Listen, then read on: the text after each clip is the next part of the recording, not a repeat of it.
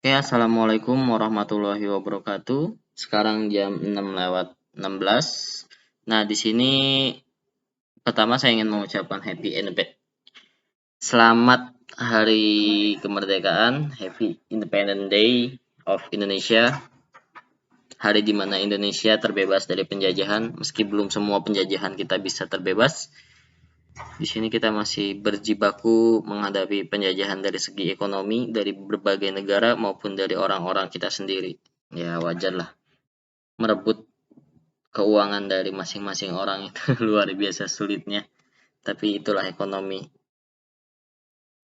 Kita harus benar-benar teliti untuk mencari celah di mana kita bisa mendapatkan ekonomi yang lebih baik. Oke, di sini kemarin Mama nge-share foto karena hari ini sudah mulai masuk ke sekolah, jadi bisa masuk ke sekolah untuk sebagiannya. Kemudian untuk beberapa orang yang emang nggak support, nggak bisa masuk ke sekolah, mungkin masih bisa datang ke rumah, tapi jangan pagi-pagi sekitar jam 9 atau jam 10. Jadi jangan terlalu pagi. Di sini bakal ada jalan putih. Kakak-kakak bisa lihat jalanannya, jalanan baru warna putih. Ya, di situ jalanannya. Kalau misalnya mau datang silahkan, kalau nggak juga nggak apa-apa. Nah, oke. Pagi sih, Mama bilang bakal nerimanya pagi. Paginya jangan kepagian banget, jam 9, jam 10. Biarkan kami makan dulu. Kemarin juga saya ketemu dengan walinya Sapna dan kebetulan emang dia nggak ada handphone, jadi mungkin bakal sering banget buat kesini buat belajar sama Mama. Oke, paling itu aja juga jangan lupa hari ini tanggal 8 berarti tanggal genap, berarti absen kedua ya kalau tanggal genap ya. Atau tunggu instruksi dari Mama hari ini yang masuk ke sekolah tanggal absen besar atau absen kecil, ya itu bisa dicek dulu. Oke. Nah, untuk yang nggak hadir ke sekolah, materi kali ini adalah penjumlahan masih sama, cuman kita agak banyak di sini yaitu 1+2, kemudian 1+3, 1+4, 1+5. Kita akan berakhir di 1+10, kemudian nanti balik lagi ke nomor 2, 2+1, 2+2, 2+3, dan seterusnya. Secara konsep, penjumlahan ini sama dengan yang kemarin, yaitu kalau misalnya kita menggunakan gambar, menggunakan benda, itu 1+2 artinya satu benda, kemudian datang lagi dua benda yang lain. Jadi totalnya ada 3 benda, misalnya seperti itu. Seharusnya kalau udah melakukan penjumlahan 1+1 secara konseptual dia paham, maka 1+2 dan seterusnya juga harusnya paham. Menulisnya nggak harus banyak-banyak karena ini materinya cukup banyak, yaitu ada 4 materi. Yang penting satu materi ditulis 2 kali saja udah cukup.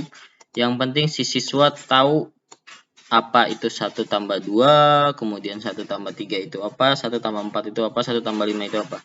Karena secara real, matematika itu bukan tentang hafalan, bukan tentang apa, tapi tentang pemahaman konsep. Yang perlu dihafal dari matematika cuman dasarnya aja, simbol-simbol, arti dari simbol, kemudian ya arti dari simbol sih. 1 itu artinya apa, tambah itu artinya apa, 3 itu artinya apa. Kalau udah tahu artinya, kemudian diterapkan itu udah masuk ke logik atau ke konsep. Jadi kalau gagal konsep di penjumlahan, pengurangan pun akan repot nanti. Ya pengurangan akan repot, perkalian akan repot karena penjumlahan ini adalah salah satu basic dasar untuk matematika. Jadi ya benar-benar harus paham. Ya semua materi harus paham kalau bisa. Cuman mungkin kalau misalnya mau fokus ke satu bidang juga it's okay.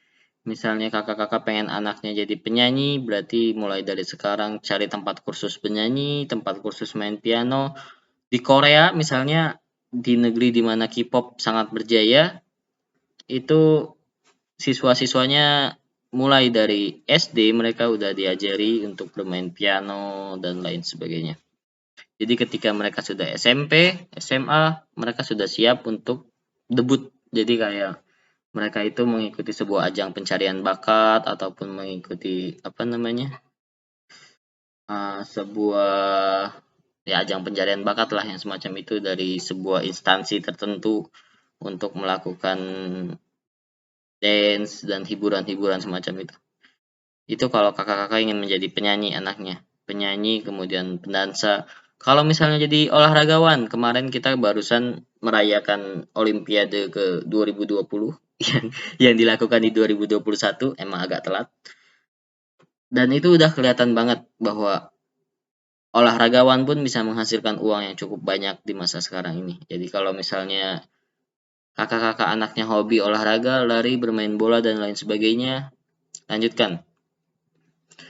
Jadi tapi di situ ya harus disupport juga, nggak cuman asal main. Ujung-ujungnya kalau asal main dan nggak jadi pemain bola yang beneran pemain bola, nah begitu.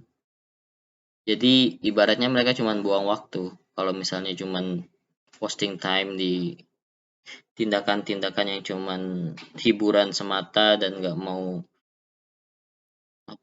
upgrade diri, meningkatkan kemampuan diri. Intinya mau kemana pun yang penting be better than others. Jadi jadilah lebih baik daripada orang lain. Kalau misalnya mau jadi pemain bola, jadilah pemain bola yang emang bisa bermain bola, nggak cuman lari-lari di lapangan dan ini. Jadi ya emang harus punya skill. Jadi asas skill itu.